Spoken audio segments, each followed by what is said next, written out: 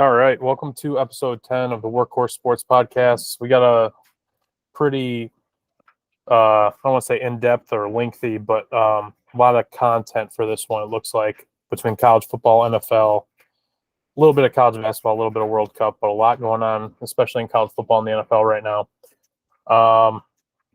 We'll leave the big one for last for you in terms of college football. Yeah. That way you can ride through that one and see how that plays out. But we'll start with the Egg Bowl. So Thanksgiving night, did you get a chance to watch this one at all? I didn't watch it, but it was a hell of a way to start out the weekend. It was a good game. Yeah, and I saw a bunch of the videos coming out of Mississippi State players like mocking the Ole Miss student section and all that. It's pretty good. Mississippi State 24, Ole Miss 22. Just looks like typical Lane Kiffin there, where he can't win against good teams. I think the stat that came out was he hasn't beaten a team that had a winning record in the SEC since he's been at Ole Miss. I think that even stems back to when he was at Tennessee as well. So if you look this year, they lost to Alabama. They lost to Mississippi State. They lost to LSU, I believe. And the only teams they really beat, they beat A&M, they beat Arkansas. Yeah, they got killed by LSU 45-20. Yeah. And looks like Lane's staying at Ole Miss because Auburn went out there and hired Hugh Freeze from Liberty. Another crazy stat is the last three coaches for Auburn all started their careers at Arkansas State. Weird. But yeah, it was a good start to college football weekend with that just down to the wire Egg Bowl rivalry. They really don't like each other. So that's a good win for Mississippi State. And for Ole Miss, I mean, a little bit of soul searching needs to happen there and figure out what they need to do to actually beat good teams. Yeah, for sure. Mm-hmm. For the next one, we got NC State, UNC. NC State wins 30-27 on a missed field goal. Granted, you can say what you want about college kickers, but it never should have came down to that field goal. It should have been put away well before that. I like Mac Brown, but it just at times seemed like he was kind of lost. I know he's up there in age, but for the ACC, I mean, good for NC State, but for the ACC, it's not a good look for North Carolina and Clemson both to go down after having already secured a spot in the championship game. Especially for Clemson, but even for UNC, that's just not ideal for that conference. Yeah, and I'll make a point on that. Like you said, both of them already secured a spot. Kind of looked like they both went into the game, and they really thought it was just they were going to run over the other teams, and obviously that didn't happen for either of them. Being in North Carolina during that, and there's some hardcore NC State fans, and NC State's not a bad football team either. Mm-hmm. So there's no way North Carolina should have overlooked that game. They made a hell of a comeback in the fourth quarter, obviously, going into overtime, but you don't miss that kick. It was what, like a 30-yard field goal? I mean, yeah. But yeah, as you said, I mean, it should have been done before that too. Yeah, no, you're good. NC State doesn't get the respect they really deserve just based on even in basketball. I mean, they've won national titles in basketball. Obviously, they're not Duke or North Carolina, and I think it kind of sucks for them that they're right in that triangle area where they don't get any coverage because of the other two just being giants in the sport, and then even for football too. Drake May came out and said that and if only people that go to NC State are people that couldn't get into North Carolina, it's just a stupid ass thing to say. And then you go out there and lose like that, it's just not a good look. Yeah, for sure. NC State's not a bad football team either. I mean, well, they were ranked early on, and what are they? They're 8-4, but yeah, I mean, you have one less loss and you beat North Carolina, you're in the championship. So, Yeah. Another upset, A&M 38, LSU 23. Really wasn't even that close. LSU just kind of proving that the SEC West is just not what we thought it was going to be. Honestly, I would take, if you were to rank the top teams in the SEC East against the SEC West, I would take the SEC East in almost every game. Georgia over LSU, Tennessee over Alabama, even South Carolina, whoever they're matched up against, I'm taking them. Florida's not great, but they're not terrible. Kentucky's a solid football team. And then you look at the West. I mean, A&M, who has 5 wins, beat the team that won the SEC West, which would never happen in any other year. So, good win for Texas A&M heading into the offseason.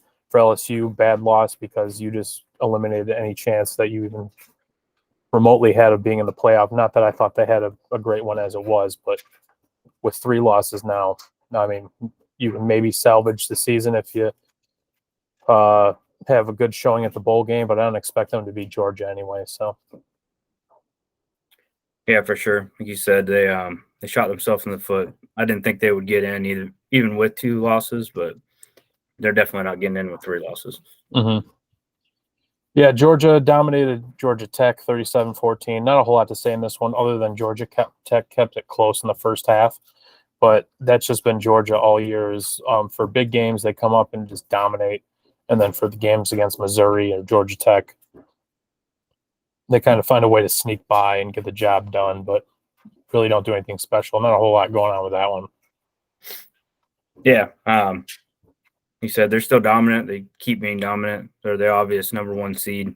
I have them doing pretty well this week, and which we're going to talk about later. But yeah, I think they got a strong shot at winning the whole thing this year. They got a good football team. Yeah. I think, especially after this past weekend, I would say that they're the clear favorite. South Carolina, Clemson. South Carolina does it again 2 weeks in a row, beating top 5 or at least top 6 or 7 opponents by beating Tennessee last week and now beating their rival Clemson 31-30. Just that's not a school I would want to play in the upcoming years. It seems like Beamer's got him motivated. He's a little bit of a nutcase, so he might find himself in some hot water doing some crazy stuff. A little bit of Lane Kiffin in him where he says and does things that are a little off the wall. But in terms of recruiting, you can now take back South Carolina a little bit from Clemson. That's huge because South Carolina is a good football state. You got Georgia right there on the border. Florida's not that far away. In the North Carolina, I mean, UNC is doing okay, but I mean, you can still steal a couple of those recruits as well. So South Carolina is going to be a problem for the SEC East going forward. With that said, too, I mean, Clemson, South Carolina is a big rivalry. See how that affects Clemson's recruiting. I mean, if it's up in the air like it is at some points, like South Carolina might get the recruits. And based off the last 2 years, that's the last thing Debo wants over there. Yeah. He's something else, too. Leading the team by sprinting down the hill and all that stuff. He's out of his mind. And let's see here. TCU just dominating Iowa State. That game was never even that close. 62-14. Iowa State is probably the worst team in the Big 12. And TCU put an exclamation point on that. Honestly, the style points don't really matter a whole lot going in this last game, but it does make me somewhat second guess Kansas State actually pulling it off. I still think they have a chance, and I still think they're far better football team than Iowa State. But I didn't think TCU had it in them to put a beat down like that on the team because they haven't done it all year. But obviously they did it this week. Big win. I mean, 50-point win is massive. Yeah, and we keep saying every week, too, like, this is going to be the week that they lose. They got to have let down at some point. And at this point in the regular season, definitely shouldn't have bet against TCU. He said Iowa State's Iowa State, but 62-14, man. I mean, TCU just continues to impress. Then the last one, I'll defer to you on this for almost the entirety of it. Pulling out the notepad. Not that you need it. Michigan 45, Ohio State 23. I'll let you take that one. Yeah. There's too many missed chances in the first half. I mean, we played well in the first half. CJ Stroud was throwing the ball. He had a great pass to Marvin Harris Jr. for that touchdown, but just felt like they were playing against themselves the entire time. Give credit to Michigan. They're a good football team. They had a good plan. They came in, they outcoached the Buckeyes. I don't know where Ryan Day's head was. Obviously, I'm not on the fire Ryan Day bandwagon, but you got to do something different. I think the big key to this game was the second half. Michigan made adjustments, and Ohio State didn't. They sold out on stopping the run. I think JJ McCarthy, he was completing like 50% of his passes in the last 3 games or something. So I think that was a big part of it. But if you're going to hit 60-yard passes, you got to switch something up. And obviously they didn't. And then that third quarter, man, I think we beat ourselves in the third quarter more than Michigan did, especially on offense. And then Michigan goes on that 7-minute drive and kind of turns everything. The refs were terrible. We didn't lose because of the refs, but you don't call pass interference the way they did. That kind of just changed the whole momentum of the game. But, yeah, we beat ourselves. We had the talent. We matched up with them in the first half. I think we played our game. But as a coach, you don't – if it's not working in the second half, don't stick with it. And you definitely don't need to run the ball when you're down 2 touchdowns. So, yeah, it's disappointing. Everyone in Columbus kind of holding their heads down right now. But I don't know. Ryan Day better figure something out because he's not getting fired this year. But you keep losing to Michigan, you don't stay in Columbus very long. Yeah, and I will say, too, the defense, what I had thought was improved, that was the big area of concern because the offense could get things going. They didn't get any help from that play calling, like you said.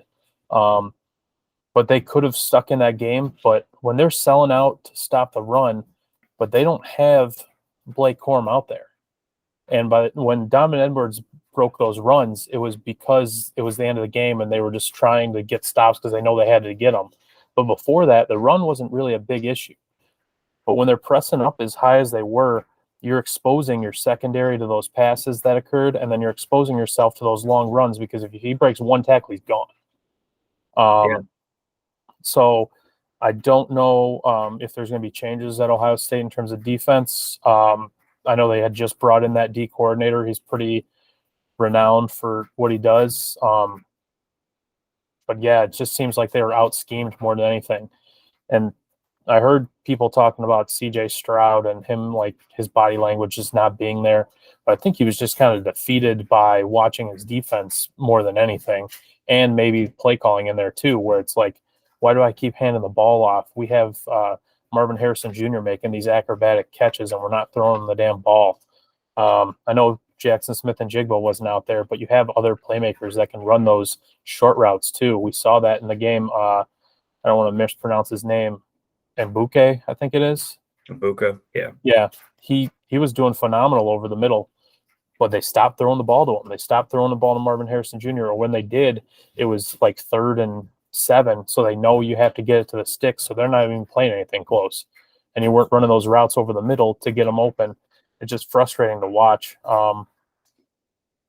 But as we'll get into here in a minute too, like they're not done yet. Like yeah. I know you've said this, they might not deserve to be there, but they have a good shot of being there. Because when they have to get to that 4th team, they're going to have to dig into a barrel of teams that fucked up. And it looks like Ohio State's going to be the best one in that group of teams that really screwed up. Yeah. Let me touch on CJ Stroud. Yeah, for sure. Real fast. He's not a bad quarterback, right? I mean, he's still a top 5 draft pick. He's young. He's got a hell of an arm. I think a lot of what was getting into his head was all the false starts. mean, there was one point, it was what, like second and 35 or first and 35. He goes down, gets 12-yard completion, then gets down again, gets it to 4th and 4.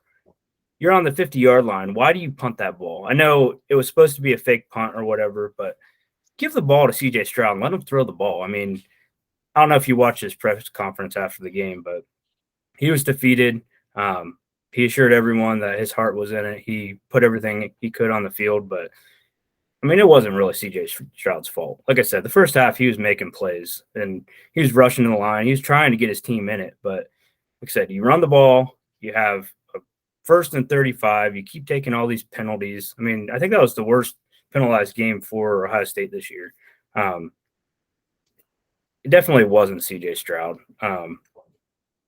It's just sad that everyone's saying fire Ryan Day, CJ Stroud doesn't deserve to be the quarterback because he can't beat Michigan. Like, dude I think he has the record for multiple quarterback statistics for Ohio State. And I mean, you have some of the best quarterbacks to go through college football that played for Ohio State. So you can't blame CJ Stroud for this.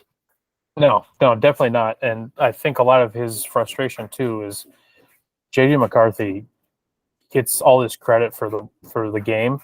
He didn't have to do shit. He threw one pass where the guy broke a tackle and then ran it for 60 yards. He had three of his passes, they were just wide ass open. One of them, the DBs fell down. So I just don't. It's frustrating when you're out there and you're like, okay, I'm competing against this guy, and he just keeps catching break after break after break. And they're gaining confidence while he's losing confidence, even though it's probably not confidence in himself as much as whether it's play calling or his line. What's your take on the line play from Ohio State Saturday? First half, they were great. They were pushing people around. We played the first half we wanted to play. We missed a couple plays, settled for a couple field goals. I think if you beat Michigan in that game, you have to be up by 14 going into half. Because when they came out and they get a stop and then they pretty much had possession the entire third quarter, it was a 7-minute drive. And then they score late. I mean, I hate to say the refs, but that pass interference call was huge. Like, Let them play. It's the game. And I will say, too, going into half, I was pretty upset that Ohio State, what were they, up by 3? 2 or 3, yeah. Yeah, like, it should have been 10. And there was a lot of missed chances, like you said, in that first half. And then things just started to unravel. And it's hard to pinpoint why. And like you said, I don't think it's just immediate fire Ryan Day, but I do think you have to put things on the table like, hey, you need to make some moves with your assistants, or you have to do something different in terms of scheme. Like the athletic department's going to force his hand into making some uncomfortable decisions that maybe he wouldn't normally make, but it's either going to be in his best interest, or unfortunately what will happen too is people will have those situations happen to them and they'll make decisions they don't want to make, and they were right in not making those decisions, but their hands are forced. So that puts them in a bad spot. Hopefully he doesn't get that kind of treatment. But like you said, if you're in Columbus, you lose back-to-back to Michigan, someone's going to be, up your ass telling you got to do this or do that. You're going to have no choice but to listen. Yeah, and to win a championship, you got to be able to run the ball. And we've seen year after year with Ryan Day for 2 years now that it's not an emphasis to run the ball. It's pass first.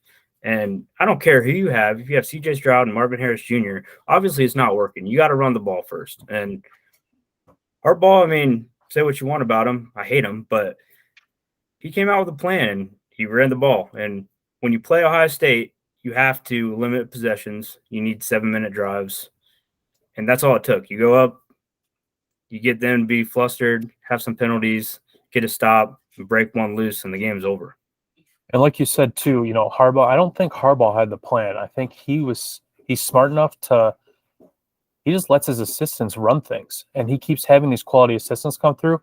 That's what I want to see out of Mel Tucker. I want him he's making mistakes in the game that he's not a great game manager. He's a good recruiter. He's a good program runner, but in game, he's not great.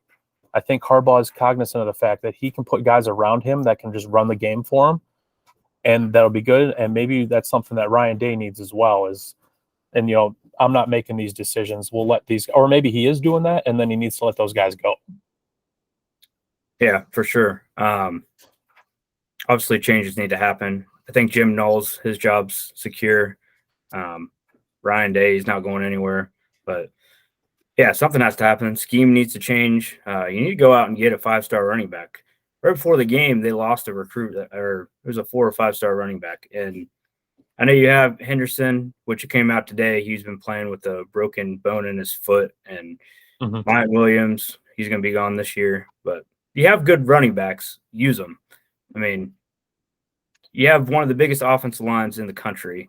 You have some of the best running backs, yet it's pass first. And we've seen it over and over again. That's why Georgia's so good. That's why Michigan's good. That's why Alabama's good. That's why Urban Meyer was so good. Like, you run the ball, you have a great quarterback, and you play defense. And Ryan Day doesn't think that way for some reason.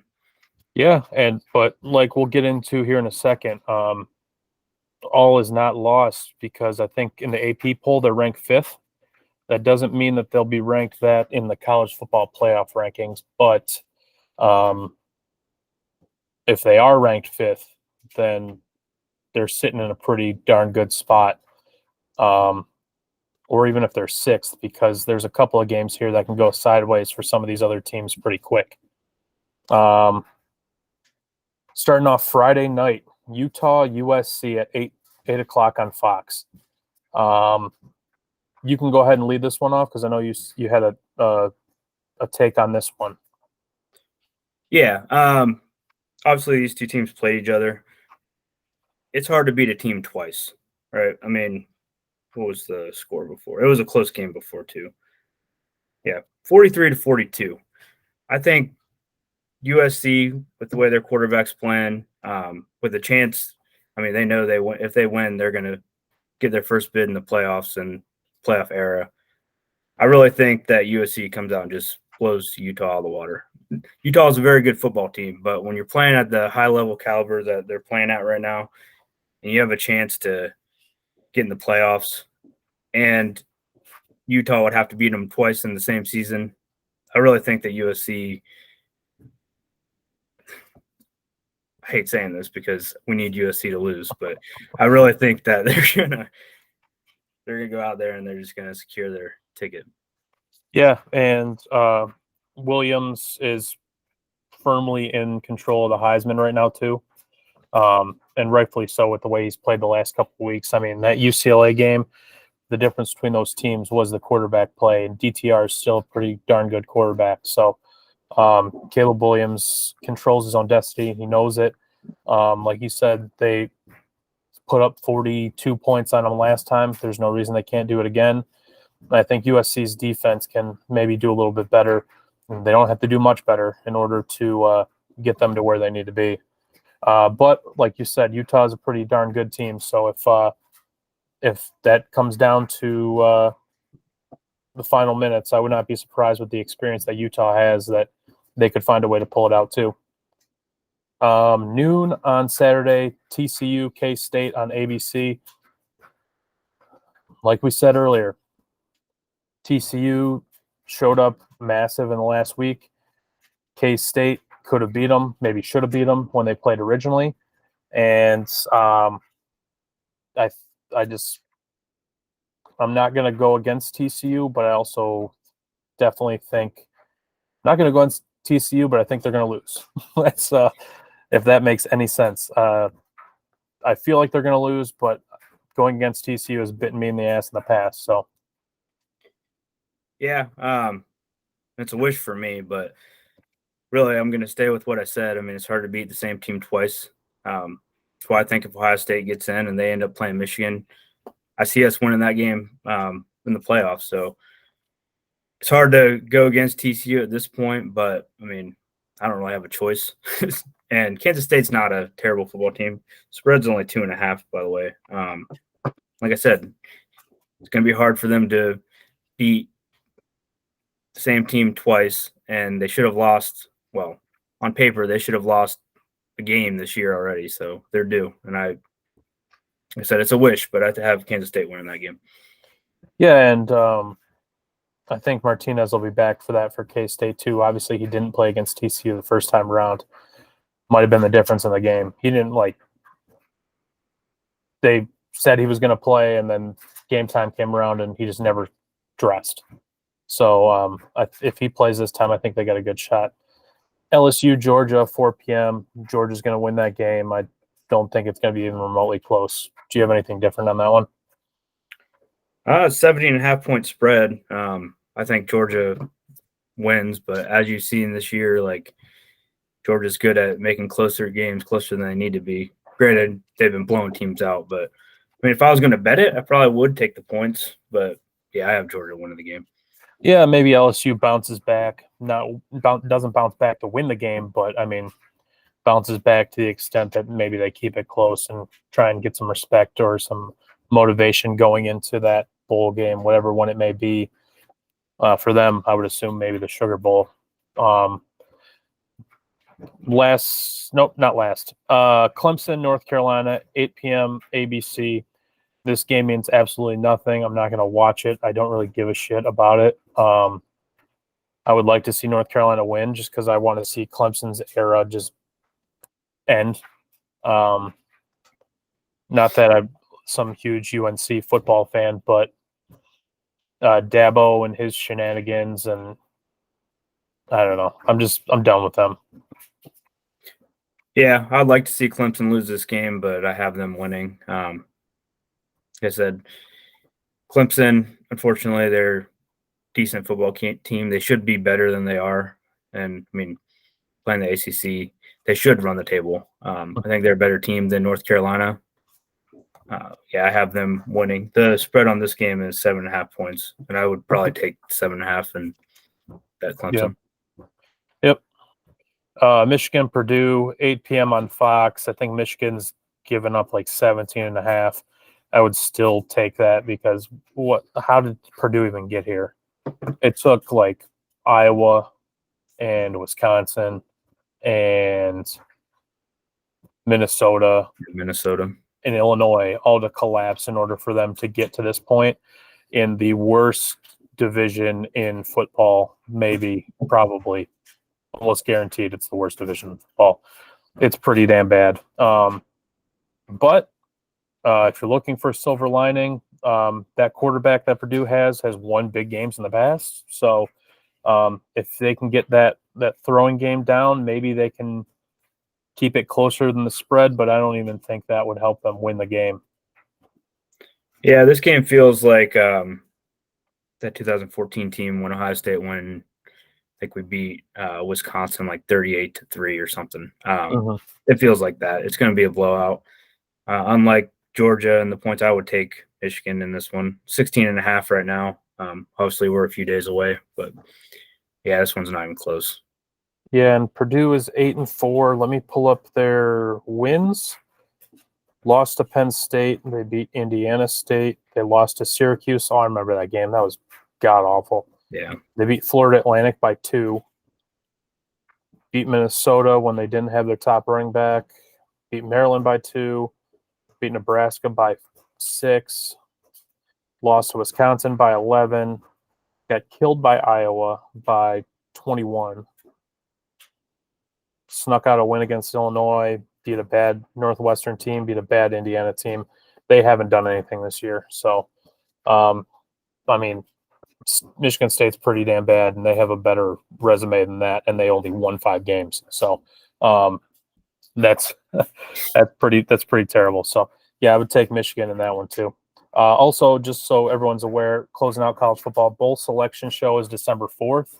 So Sunday after the championship games. They don't usually do something like that, do they? Like a designated show to put out what bowl games are happening. Usually I just check on one of the apps and they just slowly populate over time. No, yeah, it's a show. Okay. Yeah, they start with the playoff and then they'll go through and do the New Year's 6 bowls, and I don't know how far they go, but yeah, it's a couple hour show. Okay, good. Well, yeah, that's something to look forward to then, because I know a lot of people out there enjoy picking the bowl games like individually, and it's always tough to do because obviously those conference crossovers, you get to really see like, hey, how bad really was like the Big Ten West this year? Can a 6-6 Iowa team beat Kentucky? I mean, interesting to see some of those matchups for sure. Excuse me. Moving on to the NFL. For most of these, we're just going to run through the scores and kind of go over playoff scenarios. But there are a couple games that we can get a little more in depth on. Excuse me. Bills 28, Lions 25. Lions coaching is absolutely atrocious. It is. Dan Campbell got saved by the refs because he didn't call a timeout. He has 3 timeouts. There's 19 seconds left. What the hell are you saving it for? It's the end of the game. He got lucky, got bailed out because they let that clock run down. They ended up adding time on the clock for him. But it doesn't matter because you're letting the Bills have the ball with some time on the clock. You give up a 60-yard pass, that's ball game. So Bills are a better football team, but with all the shit they had to deal with and the way the Lions started off that game, they should have won it. Really detrimental to what was potentially like, hey, we're on the outside of the playoffs, potentially maybe getting in. They still have a chance because their schedule is pretty easy down the line. I think they have the Jaguars, the Panthers still, the Bears again, the Packers again. So there's some winnable games there, but ones like this, ones like the Eagles, you got to get those done. You got to win those games when they're one-score games. You have the lead. You can't keep giving them up like that. But silver lining, the Rams pick is looking like a top 5 pick. If the Lions don't make the playoffs, it looks like that'll be a top 10 pick. Go out there, get yourself a quarterback, get yourself a defensive lineman to pair with Hutchinson, and maybe just keep having those. It's the NFL though. We got to stop this shit where it's, well, they lost close games. Like, stop patting them on the back. It's professional football. You got to win games. You can be in every game. The Lions have been in every game for the last 30 years, and they're the laughing stock of the league because they don't win them. So, yeah, I mean, Bills were a better team. Lions, don't want to say deserve to win the game, but they should have won the game. Yeah. I was driving pretty much the whole day yesterday, so I didn't get to watch a lot of it. But playoff picture, Buffalo is now tied with Miami for first place. I think didn't Miami beat them? Yeah, but if they only played one, they'll play another one because they're in division. So right, man. So they're both at 8-3. So that was a big win for Buffalo. I think Buffalo obviously was the better team, but it's the same story over and over for Detroit. And unfortunately, they just lose close games. They lose games they're supposed to win. You can't do that in the NFL. Yep. Cowboys, Giants. Cowboys win a close one against the Giants. Basically, this is what I would expect. Giants are an improved, solid football team. Cowboys are the Cowboys, where they should be an elite team, but they're just kind of a good team. But they're that much better than the Giants. Probably about what I would expect, about 8 points better than the Giants. Probably about 8 points better than the Commanders. And probably about 8 points worse than the Eagles. I don't have a whole lot else on that one. Cowboys won a game that they should have won, which is good for them because they don't always do that. And obviously they're coming off the heels of that pretty dominant victory over the Vikings.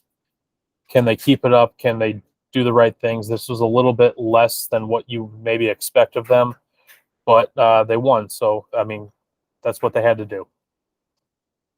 Yeah, for sure. They had to win. And now they're first in the wild card in the NFC. I think their first game in the playoffs, they lose again, but that's just the Cowboys. But yeah. Great win for them, I guess, because they had to have it. Yeah, and I mean, at this point, I think their first game in the playoffs might be against the Commanders. So I don't know how they keep winning, but they do.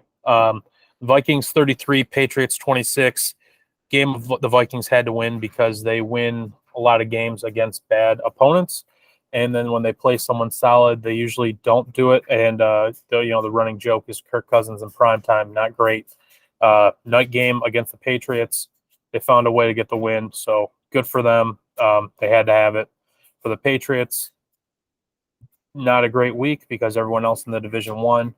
And everyone in that division was in the playoffs. I don't know if that's still the case, but they're on the edge. If they're not in, they're right there. If they are in, they're right on the way out. So, yeah, currently 6-5, one spot out of the wild card. Yeah, who's the team that has them? Who is the Jets 7-4. Yeah, yep, another in division team. So, Bengals 20, Titans 16. That's your guys. So you can go ahead and take that one. Yeah, so we were talking about this earlier. To hold Tennessee to, I think it was 68 rushing yards is insane. The Bengals are undefeated in November, and they're doing what they did last year. They're making a playoff push. Right now they're in second place in the wild card, but they have to play Baltimore again. They have the same record. I wouldn't want to play the Bengals right now. Joe Burrow has that team going, and when you hold Tennessee to 60, I want to say 68 yards, like, you're doing something right, and they're playing good football when it matters. So, yeah. Yeah, and like I said before, they're doing what they did last year where they start off slow and come on hot at the end, which is a recipe for success, as we saw. Good thing for them, too, is that division is garbage. The Browns, not great. Steelers are playing here probably right now. Yeah, about right now. They're not great. And then that godforsaken fucking Ravens team. I got like a promo, like free parlay bet, and I was like, all right, I'm picking money line, all the NFL games, like 8 of them. I won every single one except for the Ravens, who handed over that stupid ass game to the Jaguars. Just they're winning by 7. Next thing you know, the game's tied. Next thing you know, they kick a field goal. They give the Jaguars like 30 seconds. The Jaguars score. Then the Ravens get a chance to try and kick a field goal, and they miss it. And it's just, I don't know why I expected anything less out of the Ravens. I should have just not played them because I don't know. I can't stand the Ravens. I don't think anyone in that division likes the Ravens. No. Are they the most hated team, or is it the Steelers? It's the Steelers, and it's always going to be the Steelers. All right. So, yeah, Jaguars 28, Ravens 27. Chiefs 26, Rams 10. The only reason I added this on the list is because the Rams are going to be maybe the worst turnaround in NFL history, from winning a Super Bowl to potentially, they're on the brink of being the worst team in the league. And I know Stafford's hurt, but even when he was playing, they were pretty darn bad. And it's not Odell Beckham, because I know he didn't make that much of a difference. He didn't even come in until the end of the year. What is different about this Rams team? Honestly, they don't really have a fan base. Everybody in LA likes whoever's winning. I feel like they got their Super Bowl, and it doesn't really matter anymore. They're not playing like they want to win football games. Like you said, Stafford being hurt, but when he wasn't hurt, they weren't playing well either. So, yeah, it's unremarkable that you won a Super Bowl when you're 3-8 in December. So. Yeah, and I don't know if they're going to win any more games the rest of the year. I hope they don't, so that way the Lions can get like the number 1 overall pick or something crazy. But then again, there's probably some fucking clause that says the Rams get to keep it if it's number 1 overall. So that would be the most Lions ass thing in the world. Eagles 40, Packers 33. This, going back to what I was saying about the Lions, the moral victories thing. I know the Packers are not historically a moral victories team, but this one is like one of those where it sucks that much worse because it's a game where, they're playing terrible all year. They put 33 points up on the number 1 team in the league, and they lose by 7, and Jalen Hurts just goes off. He looks like he's the best quarterback in the world. Sucks for Packers fans, but I don't feel sorry for them because, I don't know, they've just been historically just gifted all these players. They have that stupid ass thing where they make fans think they own the team, but they don't own shit. They just donate their money to them and shit. But the community kind of owns it. I don't know. The whole thing's fucked. Sounds like communism to me. So the Packers lose to the Eagles. I don't feel sorry for them, but I mean, I kind of feel sorry for them. Yeah, well, maybe Aaron Rodgers shouldn't do psychedelics in the offseason. So. Off season, he's doing it before the game. Steelers and Colts is on right now. I'm not watching it currently, but I don't know. If we need to go over that game, we will. But I don't see a reason why we would, unless Jeff Saturday keeps winning football games, which would be an interesting storyline. Pittsburgh's up 3-0 right now with 5 minutes left in the first, so it's entertaining first quarter for sure. Yeah. It's like Iowa and Nebraska. College basketball. So pretty solid season so far. A lot of ups and downs for a lot of these teams. I don't know if you caught any of that. North Carolina and Alabama 4 overtime slugfest the other night, but Alabama ended up squeaking that one out in that Phil Knight Invitational or Legacy or whatever, one of the two that they were in. But the ACC Big Ten Challenge is coming Monday, Tuesday, Wednesday. I'm pretty excited for the Big Ten because in every matchup, it looks like the Big Ten would be favored, except maybe Ohio State and Duke, but I don't think Duke is as good as they have been in the past, and I think Ohio State is currently underrated. So let's see. First league game 2 for the Big Ten is on Friday. Maryland and Illinois, 2 top 25 teams. That'll be massive. Illinois is very good. Indiana is very good. And then you have a bunch of like good teams. So like Michigan State, Ohio State, Michigan, maybe Maryland, Rutgers, Wisconsin, Minnesota. So pretty interesting. Going over some of the key matchups: Virginia and Michigan Tuesday at 9:30, Duke, Ohio State Wednesday at 7:15, Michigan State, Notre Dame 9:15 on Wednesday, and UNC and Indiana is a big one at 9:15 on Wednesday as well. So very, very interesting start to the season. Yeah, I think the big surprise is North Carolina too. I mean, they were the number 1 seed for a while, and they dropped 2 games. I think they're ranked 16th or 17th. They're definitely struggling. So that game against Indiana is going to be huge. Obviously, it's early, but it'll be interesting. Yeah, and unfortunately for Ohio State and Indiana, I would not want to play Duke or UNC after the tournaments they just had. I forget who it was. A school that really shouldn't be beating those types of teams had a pretty good run against Duke. And then obviously UNC coming off a 4 overtime loss to Alabama. They're going to be hungry for a win.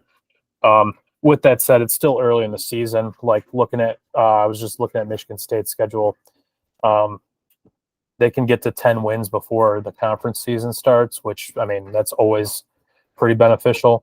I see a lot of these Big Ten teams being able to do the same thing. So it's going to be one of those years. Hopefully one of these schools, unless it's Michigan, does something in the NCAA tournament and gets to like the Final Four.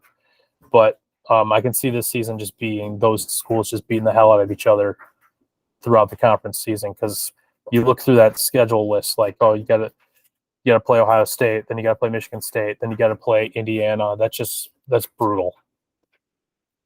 Yeah, and at least for Ohio State, I mean, we've seen, 2 years ago, that early exit in the tournament. Last year, they didn't go very far. And like you said, they're beating each other up. All the Big Ten teams didn't do well last year.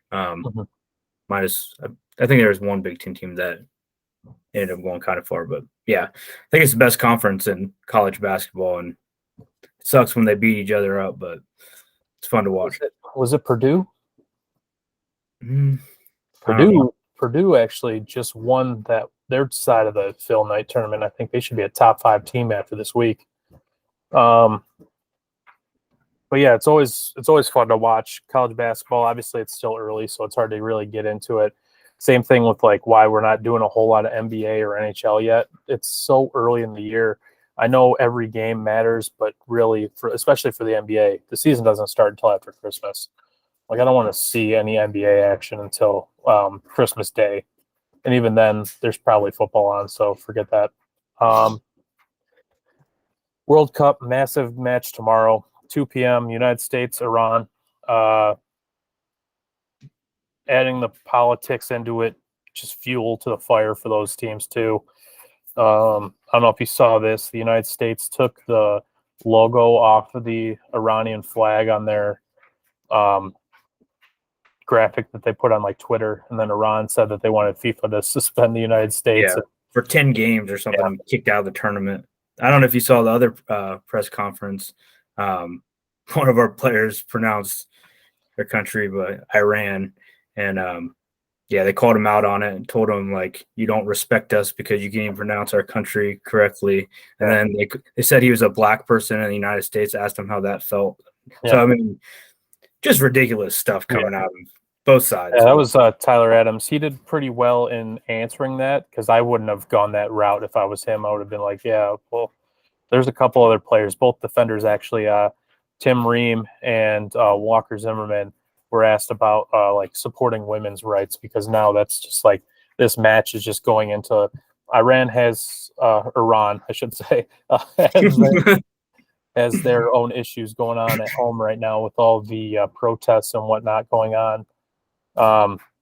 So maybe they need to worry a little bit less about what the U.S. soccer team is saying about what's going on and focus on what they need to. But the Iranian soccer team is going to be focused on that match for sure. It should be a good one because the United States has to win and Iran doesn't. So they're going to sit back and play defense. If the United States scores a goal, it's going to really open that match up and it's going to get interesting. So hopefully that happens. Hopefully we don't have to wait until the 80th minute for the U.S. to score. But I think with this young team, they have the energy level to put up a fight for that 90. So hopefully we see good things there. Yeah, I think it's a key to the match too, like you said, get that early goal, get a goal in the first half because the longer they wait, the more tired they're going to get, the more Iran is going to sit there and Iran, but the more they're going to sit back and play defense. So yeah, it's going to be interesting. We're going to have to take some chances. And hopefully we can get that goal early. Yeah, for sure. Some high scoring matches today. Serbia, Cameroon tied 3-3. Ghana, South Korea 3-2. I'll do a World Cup blog this week. I won't go into too much right now because we're already about not quite an hour in, but we're almost there. Had a lot to talk about college football and NFL. I think we could probably just limit ourselves to college football and NFL, but then we wouldn't have anything to do for 6 months out of the year. So, plus I like going over all that other stuff. It's just at this point, like, especially college basketball, NBA, NHL, just getting into that, it's going to be a little difficult until football's done. And the World Cup, like I said, I'll put that blog out, and then if the U.S. wins, then we'll have a lot more to talk about with that as well. Yeah, for sure. And how great was that game when against England? Man, yeah. I know a lot of the viewers who probably don't watch soccer or not as into soccer as we are, but man, 0-0 never felt better. I mean, that was a good game. Yeah, and they had chances too. I mean, Pulisic hitting it off the woodwork, and then a couple of header opportunities that were just wide. It's in soccer there could be a 2-2 match and it was boring to watch, and there could be a 0-0 draw and it could be like awesome. And that one felt like very positive for the U.S. If you're England, you're probably very frustrated with it. But for our perspective, it felt like they dominated a majority of that match, and that's obviously you want to win. But for them, just sneaking out that draw was huge because that took a lot of pressure off them. Now for this Iran match, they don't have to worry about what's going on the other side. They can just take care of their own business. Yeah, for sure. Do you have anything else before we wrap this one up? Nope. Just hoping that TCU can finally lose a game. Maybe USC can. I don't know. I'm not even gonna wish for anything at this point. Ohio State doesn't deserve to be in, but we'll see. Yeah, I mean, I got the same thing going on. They're saying State at 5 and 7 can get a bowl game, and I'm like, I'm not going to hope for that. But I mean, it would be awesome if they did. But I don't know, they don't really deserve it. So we'll see how it plays out. I'll be at Michigan State hockey's playing Minnesota on Friday, so I'll be watching that. I'll be going to Munn for that, and be buried in my phone checking that Utah USC score, trying to figure out what's going on. But college hockey, we'll get into that a little bit too once the season gets really going. But Big Ten looks solid. Ohio State, Michigan, Minnesota, Michigan State, Penn State, Notre Dame, all ranked in the top 20 is very, very entertaining. Surprised Wisconsin's not there, but I mean, you know how it goes. Those in college hockey, there's always down years. So Yeah, for sure. I mean, they could turn it around too. It's hockey, so go over 500, you got a chance. yeah, Especially for sure. college. Yeah, if you make the playoffs, you have a chance at college hockey for sure. All right. Well, appreciate everyone listening. Like always, like, subscribe, follow, comment. Check out the blog, workhorsesports.org. Hit the YouTube, Twitter, Facebook, all that stuff. And leave any comments or suggestions that you might have. We appreciate y'all. And Jonathan, thanks for hopping in today. Yeah, thanks, Drew. It's fun. Yep. See ya. See ya.